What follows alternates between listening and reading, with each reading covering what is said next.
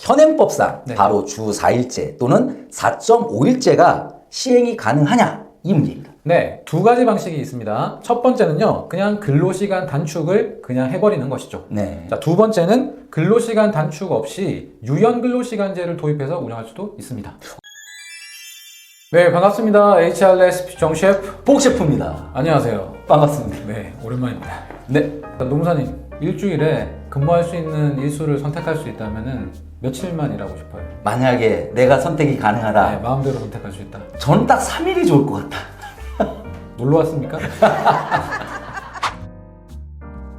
아 근데 요즘 뉴스 보니까 4일제 네. 또는 4.5일제에 대한 이야기가 많이 나오더라고요. 네, 맞습니다. 그러니까 이재명 대통령 공약사항 중에도 주 4.5일제를 이제 가겠다라는 약속이 들어있고, 궁극적으로는 주 4일제까지 지향하고 있다라고 얘기하면서 전반적인 근로시간 단축 관점에서 접근을 하고 있는 것 같거든요. 네. 자, 오늘은 이 주 4일제와 4.5일제, 정말 현행법상 도입이 가능한 건지, 만약에 도입한다면 어떤 방식으로 해야 되는지, 어떤 포인트를 우리가 놓치면 안 되는지 5가지 핵심 포인트 짚어드리는 시간 한번 가져보도록 하겠습니다. 네, 첫 번째 주제입니다. 네. 현행법상 네. 바로 주 4일제 또는 4.5일제가 시행이 가능하냐 이 문제입니다. 네, 두 가지 방식이 있습니다. 첫 번째는요, 그냥 근로시간 단축을 그냥 해버리는 것이죠. 네. 자, 두 번째는 근로시간 단축 없이 유연 근로시간제를 도입해서 운영할 수도 있습니다. 두 방식 차이가 궁금하네요. 네. 첫 번째 이런 말씀을 드리면은, 자, 일주 법정 근로시간 40시간이고 1일은 8시간으로 지금 세팅이 돼 있지 않습니까? 네. 그리고 풀타임으로 일하시는 대부분의 이제 근로자분들은 40시간, 8시간 베이스로 근무를 하고 있습니다. 그러다 보니까 주 5일 정도는 출근을 해서 네. 이제 근무를 하는 이제 개념이 생기게 되는데, 자, 이 안에 따르면요, 그냥 회사가 이렇게 결정하는 거죠. 우리는 주 4일 근무하고 하루에 7시간씩만 일하기로 결정하겠습니다. 충분히 생산성을 낼 수 있으니까 가능하다. 이렇게 결정을 하는 거죠. 뭐 하루에 7시간씩 4일이면 4, 7에 28이 되고 그렇죠. 하루에 8시간씩 4일이면 4, 8에 32시간이 되겠네요. 그렇죠. 때로는 4.5일제로 갈 수도 있겠죠. 네. 그래서 금요일은 4시간만 일하자. 뭐 이런 식으로 갈 수도 있겠습니다. 그러니까 이 방식은 복잡한 게 없고요. 임금 삭감이 없다는 걸 전제로 근로시간 줄여서 생산성을 확보할 수 있으면 쉽게 선택할 수 있는 방식이죠. 아주 심플하네요. 네. 그런데 회사에서는 부담이 있는 거죠. 근로시간을 줄이면서 생산성을 담보할 수 있을까? 그렇죠. 임금 삭감 없이 갈 수 있을까? 그게 핵심이죠. 이런 고민이 드니까 일하는 선뜻 선택하기가 쉽지 않은 거죠. 네. 그럼 두 번째 안은 뭡니까? 네. 두 번째 안은요, 일주 40시간이라는 일주 근로시간 양은 줄이지 않으면서도 유연한 제도 운영을 통해서 4일제나 4.5일제를 도입하는 방식인데요. 자, 소위 말하는 우리 탄력적 근무시간제라든지 선택적 근무시간제 같은 법정 제도를 활용해서 4일제, 4.5일제를 확보하는 거죠. 그럼 예를 들면 40시간을 4일로 나누면 하루에 10시간씩 한다. 뭐 이런 개념이네요. 그렇죠. 되게 중요한 말씀 해주셨는데, 그런데 유연 근로시간제인 탄력적 근무시간제와 선택적 근무시간제 도입 없이 1일에 10시간 주 4일 일하는 거는 힘들어요. 왜일까요? 연장 근로 수당 문제가 있죠. 그렇죠. 우리나라는 1일 법정 근로시간이 일반 근로자 기준으로 8시간으로 한정이 되어 있기 때문에 만약에 10시간씩 배치해서 4일 만에 40시간을 소진하고 싶어도 우리가 탄력적 선택적 근무를 도입하지 않는 상황에서는 매일매일 2시간씩 연장 근로가 발생하는 상황이 되죠. 네, 가산 수당이 생겨요. 네, 그걸 기업이 받아들이기는 힘들기 때문에 그렇게 선택하기가 어렵다 보니 일주 40시간을 유지한 채로 유연하게 운영하려면 탄력적 근무나 선택적 근무 도입을 통해서 4일제, 4.5일제를 도입할 수 있다는 거죠. 네, 잘 알겠습니다. 자, 그럼 두 번째 주제로 넘어가 보면, 그럼 유연근로시간제를 활용하는 것이 필요한데, 네. 그 유연근로시간제를 통해서 4일제와 4.5일제 도입하는 방법이 좀 나누어지는 것 같아요. 네네. 그것을 한번 설명을 좀 네, 부탁드릴게요. 일단은 탄력적 근로시간제, 선택적 근로시간제 개념을 먼저 설명을 이제 드리고, 그 다음에 기업 사례도 좀 약간 설명드리면 좋겠습니다. 네. 먼저 탄력적 근로시간제는 근로기준법 51조, 51조의 2, 51조 3 등의 이제 기준이 이제 마련되어 있는데요. 자, 단위 기간이라는 게 있습니다. 단위 기간이라고 하면 2주 단위가 있고요. 그 다음에 3개월 이내 단위가 있고, 세 번째는 3개월 초과 6개월 이내 단위가 있는데, 이 단위 기간에 평균에서 일주 40시간만 넘지 않는다면 기본 근로 시간을 유연하게 주별 일별로 배치를 해서 이제 운영할 수 있는 제도가 이제 이 탄력적 근로시간 제도이고요. 선택적 근로시간 제도는 자, 근거가 근로기준법 52조에 이제 있는데요. 네. 자, 정상기간이라는 개념이 있습니다. 정상기간이라는 것은 이제 일반 근로자는 이제 1개월이 최대치고 연구개발 직무는 3개월까지 갈 수 있는데, 자, 일반 근로자 기준으로 1개월이라는 최대 정상기간 이내 단위기간 안에서 총 근로시간을 정하게 돼요. 네. 총 근로시간을 정하고 근로자가 근무를 하는데 출퇴근 시간을 자유롭게 정할 수 있는 룸을 주죠. 그래서 이제 총량을 일할 수 있는 제도다 보니까, 자, 총량을 중심으로 근로시간 운영이 되다 보니 일별, 주별 근로시간 유연성이 커지니까 이 4.5일제나 4일제 도입과 연계될 여지가 이제 있는 것이죠. 네, 굉장히 자세하게 설명해 주셨는데 좀 쉽게 좀 풀어 말씀드리면 탄력적 근로시간제는 아이스크림 공장 생각하면 되겠네요. 아, 네, 그렇죠. 여름에 바쁘니까 좀 더 하고 네, 그 다음에 좀 선선해지면 좀 덜 해서 네, 나누기 2를 하면 네, 평균이 맞춰지는 개념이고요. 선택적 근로시간제는 총량을 준다. 네, 그래서 마케팅 담당에게 한 달에 일할 수 있는 시간은 몇 시간입니다. 네. 딱 준 다음에 바쁠 때 프로모션 할 때는 좀 더 일하고 네. 그 다음에 한가할 때는 좀 빨리 퇴근하는 네. 이런 개념으로 이해도 되겠네요. 네, 맞습니다. 네, 그러면 유연근로시간제를 통해서 주 4.5일제를 하고 있는 기업들이 있다고 들었어요. 한번 기업 사례를 좀 소개를 부탁드릴게요. 네, 2024년부터 이런 회사들이 선제적으로 나오기 시작했는데요. 자, 두 회사가 있습니다. 첫 번째는 한일시멘트가 있고요. 네. 그 다음에 이제 포스코가 있습니다. 먼저 한일시멘트 말씀드리면은, 한일시멘트는 이 단양 공장에서 생산직을 제외하고 이제 사무직을 중심으로 시행을 하는 것 같은데, 네. 4.5일제를 할 수 있는 탄력적 근로시간제를 도입했다고 합니다. 구체적인 기사 내용을 이제 살펴보니까, 자, 2주 단위로 탄력적 근로시간제를 운영하는 것 같더라고요. 네. 자, 2주면 소정 근로일이 원래는 한 열흘 정도 나오죠. 네. 근데 열흘을 예전 같으면 8시간씩 다 일해서 80시간을 이제 일을 하겠지만 2주 동안 그게 아니라 열흘 중에 8일은 9시간씩 일하고요. 네. 그 다음에 하루는 8시간이라고요. 하루는 휴무일로 정하는 겁니다. 예를 들면 쉽게 설명해 볼게요. 자, 1주차에 월, 화, 수, 목은 9시간씩이랍니다. 네. 그 다음에 금요일은 8시간이랍니다. 네. 그 다음에 2주차에 월, 화, 수, 목은 9시간이랍니다. 네. 그러면 80시간이 딱 나오네요. 그렇죠. 그 다음에 그 주 2주차 금요일은 휴무죠. 네. 이렇게 잡아놓고 탄력적 근로시간제를 운영을 하니까 유연 근로시간제를 도입하면서 4.5일제 시행이 가능한 상황이 되는 거죠. 네. 이해가 됩니다. 예. 네. 두 번째는 포스코 사례인데요. 명칭이 이렇게 되어 있더라고요. 격주 주 4일제형 선택적 근로시간제. 네. 한일시멘트와 모습은 유사한데 네. 그 선택적 근로시간제를 채용하고 있다는 게 특징적인 부분이었습니다. 제가 그 기사에서 확인한 표를 한번 같이 공유하면서 이 근무 스케줄이 어떻게 돌아가는지 한번 설명을 드리도록 하겠습니다.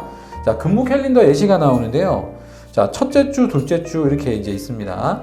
자, 첫째 주 보니까 5일 근무를 하는 주면, 자, 월부터 목까지는 9시간, 그 다음에 금요일은 8시간 해서 44시간을 첫째 주에 근무하고, 네. 그 다음에 4일 근무하는 주는 월요일부터 목요일까지 9시간씩 배치를 하고 금요일은 휴무한다.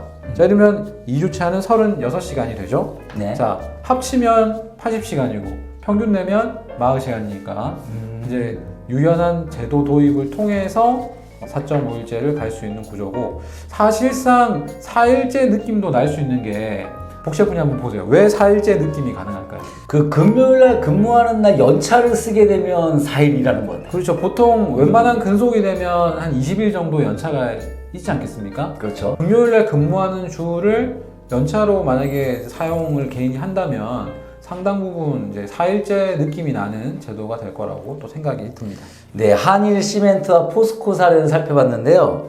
두 기업이 실질적인 모습은 똑같지만 제도는 달랐어요. 네. 선택적 근로시간제, 탄력적 근로시간제. 네. 뭐 어떻게 차이가 있는 겁니까? 아무래도 기업의 특성이라든지 이제 시행 대상에 대해서 좀 특징이 있었을 거라 생각합니다. 네. 한일시멘트는 단양 공장에 있는 이제 생산직을 제외한 직원을 대상으로 운영을 한 거거든요. 아무래도 이제 공장 중심 조직이다 보니까 직원이 출퇴근을 선택했을 때 오는 부담이 있을 거라는 생각이 좀 들었어요. 근데 포스코는 상주 직원 10,000명을 대상으로 시행을 한다 그랬는데 아무래도 출퇴근에 대한 룸을 주는 것이 뭐 생산성에 문제가 없다고 보고 이런 제도를 운영하지 않았을까 생각합니다. 그래서 한일시멘트는 기반이 탄력적 근로시간제, 그 다음에 포스코는 선택적 근로시간제로 운영을 이제 했다. 이렇게 말씀을 드릴 수 있겠습니다.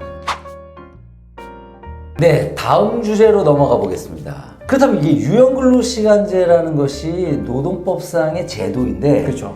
이 법률적으로 우리가 유의해야 될 사항 한번 체크 좀 부탁드리겠습니다. 네. 자, 이 시간은 간단하게나마 탄력적 근로시간제와 선택적 근로시간제를 도입할 때 필요한 요소들이 어떤 건지를 제가 한번 설명을 드리도록 하겠습니다. 먼저 탄력적 근로시간제 이제 도입 시 유의사항 먼저 설명을 드릴게요. 제가 이제 표를 한번 띄워놓고 이 표를 보시면서 설명을 드리도록 하겠습니다. 자, 먼저 근로기준법 근거가 어디 있는지는 잘 확인을 하셔야 되겠죠. 그 다음에 두 번째는 개념을 잘 아셔야 되는 겁니다. 아까 이제 복 셰프님께서 아이스크림에서 생각하면 된다라고 말씀하셨는데 특정 기간은 일이 몰리고 특정 기간은 일이 없는 이제 이렇게 왔다 갔다 하는 상황이 연출되는 그런 특성이 이제 있는 조직에서 자, 단위 기간을 평균했을 때 일주에 40시간이 넘지 않는 구조로 주별 일별 근로시간을 유연하게 운영할 수 있는 것이 이제 이 탄력적 근로시간제였고요. 단위 기간은 2주 단위, 3개월 이내 단위, 그 다음 3개월 초과 6개월 이내 단위가 있고, 자, 근로시간 산정은 어떻게 단위 기간을 설정했냐에 따라서 확보가 될 겁니다. 서면합의는요, 2주 단위 탄력적 근로시간 제도는 취업규칙상 근거가 있으면 시행이 가능한 것인데, 3개월 이내 단위 또는 3개월 초과 6개월 이내 단위 탄력적 근로시간제의 경우에는 단위 기간이 아무래도 길다 보니까 근로자 대표와 서면 합의가 꼭 필요하거든요. 근데 그때 서면 합의하셔야 될 내용이 대상 근로자의 범위라든지 그 다음에 단위 기간을 어느 선으로 결정을 할 거냐, 예를 들면 3개월 이내 단위라고 했을 때는 뭐 10주짜리로 할 거냐, 12주로 할 거냐, 또는 원력상 3개월짜리로 할 거냐, 이런 것들을 정해야 되고요. 그 다음 세 번째가 단위 기간 내 근로일과 근로일별 근로시간을 이제 스케줄을 미리 정한다고 이제 보시면 되겠죠. 그리고 이제 서면합의 유효기간 같은 것들을 정하시고 이제 진행을 하시면 이제 됩니다. 그렇다 보니까 서면합의에서 정하는 것이 굉장히 중요한 포인트가 이제 되는 것이고, 직무 특성상 근무일에 따른 스케줄 예정이 좀 힘들다는 그런 직무라든지 업종 같은 경우는 이 제도 적용하기는 쉽지 않습니다. 네, 굉장히 복잡한 그런 내용으로 생각이 되는데요. 감사드리고요. 자, 그러면 다음으로 선택적 근로시간제 한번 간단히 한번 또 살펴봐 주시죠. 네, 선택적 근무시간제도 비슷한 느낌으로 한번 설명을 드려보겠습니다. 자, 표를 한번 띄워서 말씀을 드리죠. 자, 근거법률은 근로기준법 52조의 근거가 이제 있고요. 자, 개념상 보시면 자, 일정 기간이라는 이 정상 기간 내에서 총 근로시간을 정하고요. 그 총 근로를 수행을 하는데 이 업무 시작이나 종료 시각, 그 다음에 일일 근로시간 등을 근로자가 자율적으로 결정할 수 있는 근무 제도입니다. 정상 기간은 대체적으로 이제 1개월이 이제 최대치라고 이제 보는 것이고, 서면 합의를 하셔야 되거든요. 그래서 근로자 대표 서면 합의를 할 때 이런 내용을 정하셔야 돼요. 대상 근로자는 누구로 할 건지, 두 번째 정상 기간은 1개월이 최대치인데 일반 근로자 기준으로 뭐 2주로 할 건지 4주로 할 건지 1개월로 할 건지 정하고, 세 번째는 그 기간 동안 총 근로 시간을 계산을 또 해야 되니까 그 시간들을 정하고요. 그 다음에 의무 근무 시간대는 반드시 근무해야 되는 시간대를 설정하는 경우가 많습니다. 예를 들면 하루에 10시부터 2시까지는 어떤 직원이든 회사에 머물러야 한다, 그런 기준대를 정하고, 선택 가능한 근로시간대는 근로자가 출퇴근 때를 선택할 수 있는 구체적인 시간 때를 정확하게 정해줘서 선택 범주를 확정해 준다라고 보시면 되고, 표준 근로 시간이라는 거는 뭐 선택적 근로를 하더라도 중간에 연차 같은 걸 갈 수 있기 때문에 연차를 갔을 때 그럼 몇 시간 근무한 거로 볼 거냐, 뭐 이런 식의 기준들을 정해줘야 됩니다. 중요한 것은 직무 특성상 근로시간 선택권을 근로자에게 부여할 수 있어야 되는 것이지, 일방적으로 회사가 근무 스케줄이나 시간을 확정하는 게 반드시 필요하다는 회사에서는 이 선택적 근로시간제를 도입하기가 힘들다는 것을 생각해 주시면 되겠습니다. 네, 선택적 근로시간제 만만치 않은 내용입니다. 역시 노동법은 좀 힘든 것 같아요. 네. 자, 지금까지 현행법상 주사일제, 4.5일제 할 수 있냐, 뭐 없냐, 할 수 있다면 뭐 어떤 거냐, 유연근로시간제 어떻게 하냐 얘기를 했잖아요. 네, 자, 그런데 결국 중요한 것은 생산성이죠. 그렇습니다. 자, 생산성과 HR 제도의 이 콜라보가 너무나 중요한데 또 여기 전문가 계시지 않습니까?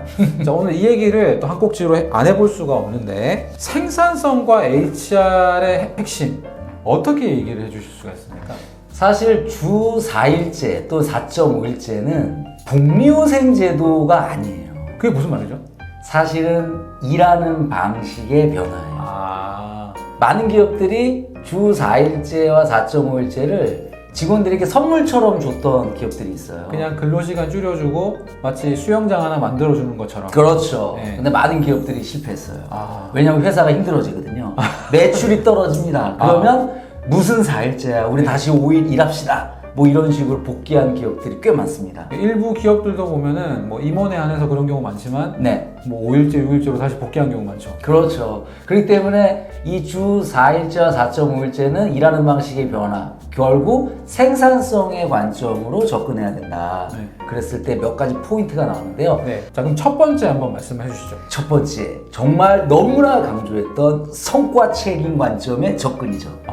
성과 책임 관점의 접근. 그럼 뭐 구체적으로 좀 어떤 내용이 필요한지 말씀해 주시죠. 네, 결국에는 직무의 성과 책임을 달성하는 것이 가장 중요한 거예요. 네. 그렇다면 지금 우리나라 일터는 아직도 직무 관리를 제대로 안 해요. 그래서 그냥 업무 관리식으로 일을 하고 있거든요. 그러다 보니까 생산성이 오르질 않아요. 그래서 주 4일제와 4.5일제가 도입되기 전에 반드시 직무 분석을 통해서 그 해당 직무의 성과 책임, 어카운터빌리티를 규명해야 됩니다. 네. 그리고 그 성과 책임에 집중해서 들어갔을 때 나에게 근무 시간 더 이상 중요하지 않고 이제는 그 짧은 시간 내에 내가 얼마나 집중해서 성과 책임을 달성할 것인지를 고민하게 되는 그러한 변화가 필요하다는 것이죠. 네, 성과 책임 중심의 직무 재정립 네. 포인트 말씀하고 두 번째 포인트는요? 두 번째는 성과 관리의 변화예요. 자, 지금 우리나라의 많은 기업들이 인사평가를 근무 평정 관점으로 하고 있죠. 아직도 그렇게 많이 하고 있죠. 그러다 보니까 나한테 무슨 평가 등급을 주는 게 서로 불편한 거예요. 네. 주는 사람도 불편하고 받는 사람도 불편합니다. 네. 이런 상황 속에서 생산성이 오르지를 않아요. 네. 그렇다면 이 성과 책임에 기반한 직무 관리가 성과 관리로 연계됩니다. 네. 그 성과 책임을 달성하기 위해서 내가 해야 되는 진짜 중요한 일이 뭐지? 그게 바로 성과 목표, 과제가 나오게 돼요. 네. 그럼 그 과제에 집중해서 들어갔을 때 네. 높은 생산성과 혁신을 이뤄낼 수 있거든요. 네. 그래서 주 4.5일자 4일제는 이 성과 관리의 변화와 함께 이루어져야 된다. 이렇게 말씀을 드리고 싶네요. 네. 그럼 세 번째 포인트는요? 이제는 근무 시간 패러다임에서 성과 패러다임으로 변화돼야 된과 동시에 네. 직무 성과급의 도입이 필요합니다. 자세하게 한번 설명해 주세요. 직무 성과급이란 직무급과 성과급의 합성어예요. 네. 그래서 철저히 기본급은요. 네. 직무 베이스로 결정이 돼야 돼요. 많은 기업들이 직무 평가를 통해서 직무급을 시도하고 있는데 네. 아직 우리나라는 초보 단계예요. 네. 그래서 일에 대한 가치가 다르다라는 거죠.